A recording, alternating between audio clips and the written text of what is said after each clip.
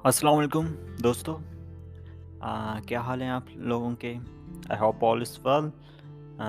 आज हम बात करेंगे कि हम ज़िंदगी में क्यों हार जाते हैं, व्हाई। तो मैं सोच रहा था कल रात कि ज़िंदगी में इंसान क्यों हारता है। उसका यही जवाब है कि अपने डर की वजह से, सिर्फ़ और सिर्फ़ अपने डर की वजह से। क्योंकि इंसान को कोई ताकत हरा नहीं सकती। अल्लाह ताला ने इंसान को अशरफुल मखलूक़ात बनाया है।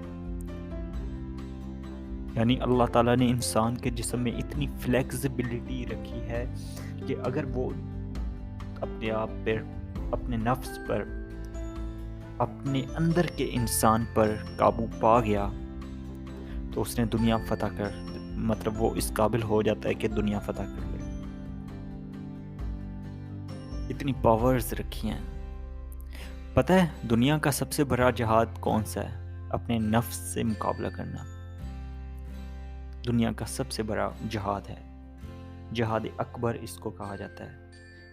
हालांकि ये दूसरे जहाद जैसे जंग पे जाना, अपनी फैमिलीज़ को छोड़ के, ठीक है, उससे भी बड़ा जहाद अपने नफ्स से मुकाबला करना है। ठीक है, जिन चीज़ों को अल्लाह ताला ने हराम करार दिया है, जिन चीज़ों से अल्लाह ताला ने रोका है, आपका नफ्स वो काम करने की, आपके दिमाग में वो काम करने के लिए कहेगा, लेकिन आपने उनसे दूर रहना है, उनका मुकाबला करना है।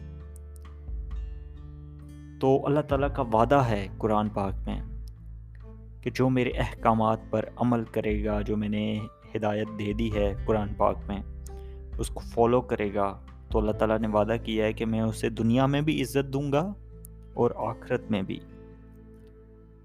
लेकिन सुनने में तो बड़ा आसान लगता है कि अपने नफ्स पर काबू पाना है, ये भी कोई बड़ा काम है।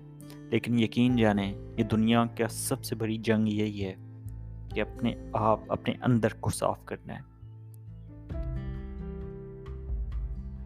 सुनने में बहुत आसान लगता है लेकिन बहुत बहुत बहुत डिफ़िकल्ट है। और जो इस पे काबू पा गया, अल्लाह ताला ने उसके लिए दुनिया में भी इनामात रखे हैं, और दुनिया में उसको एक अच्छी ज़िंदगी प्रोवाइड करेंगे, और आखिरत में तो क्या बात है। तो जितना हो सके अपने नफ्स पे काबू पाने का जो मैंने ओवरऑल तरीका निकाला है, या मेरी जो आज के तक की ऑब्ज़र्वेशन है, वो ये कि इन बहुत मुश्किल है। तो उसका यही है कि आप सबसे पहले तो पाक साफ़ रहें और कोशिश करें कि नमाज़ पढ़ा करें। ठीक है, क्योंकि उसमें ये इंसान के बस की बातें नहीं हैं कि वो ये काम कर ले, ये काम कर ले। हम नमाज़ पढ़ते हैं तो अल्लाह ताला से क्या मांगते हैं नमाज में? इय्याका नअबुदु व इय्याका नस्तईन इहदिनस सिरातल मुस्तकीम सिरातल लज़ीना अनअमत अलैहिम गैरिल मग़ज़ूबी अलैहिम वलज़्ज़ालिन आमीन। कि अल्लाह ताला मुझे तू चला, मुझे अपने आप पे ना छोड़ना, मुझे आप चलाएं सीधे रास्ते पे, उस रास्ते पे जिस पे आपने इनामात किए हैं और अपने नेक बंदों को चलाया है। उस रास्ते पे न चलाना, या मुझे अपने नफ्स पर न छोड़ना कि मैं भटक जाऊं और बुरे रास्ते को इख्तियार कर लूं।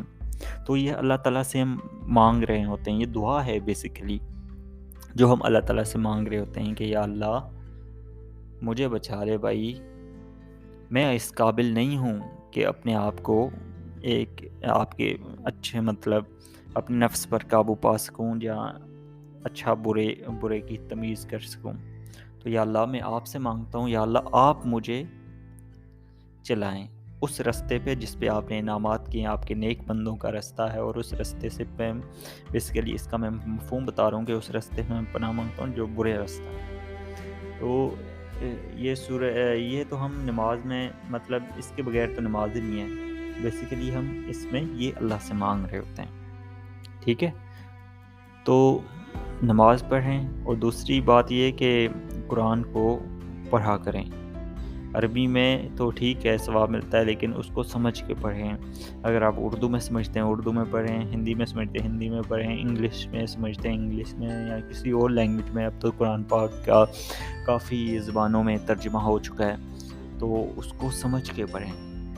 میں دعوے سے کہتا ہوں اگر آپ اس کو سمجھ کے پڑھیں گے نا تو بہت کم چانسز ہیں کہ آپ بھٹک جائیں، کیونکہ جب بھی آپ بھٹکنے لگیں گے یا کوئی غلط کام کرنے لگیں گے تو آپ کو وہ جب جو آپ نے پڑھا ہوگا وہ آپ کے ذہن میں بار بار آئے گا کہ اور اللہ تعالیٰ نے تو روکا ہوا ہے، اللہ کا عذاب بڑھ سکتا ہے بھائی، یہ وہ، تو انشاءاللہ آپ دور رہیں گے۔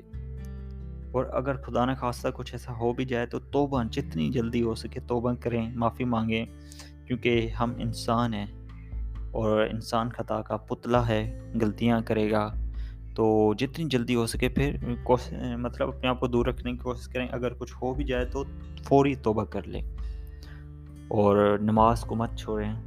اپنے فیملی والوں کو بھی اس کی بار بار کہا کریں کہ وہ بھی اس کو فالو کریں، اور دعائیں یاد کریں جو حضرت محمد صلی اللہ علیہ وسلم نے بتائی ہیں، اور اس کے علاوہ جو قرآن میں اللہ تعالیٰ نے بتائی ہیں۔ بہت سی دعائیں ہیں، انشاءاللہ میں آہستہ آہستہ اس پوڈ کاسٹ میں یہ دعائیں بھی آپ کے ساتھ شیئر کروں گا۔ بیسیکلی اس پوڈ کاسٹ کا مقصد ہی یہی ہے کہ میرے پاس جو نالج ہے وہ میں آگے پھیلاؤں۔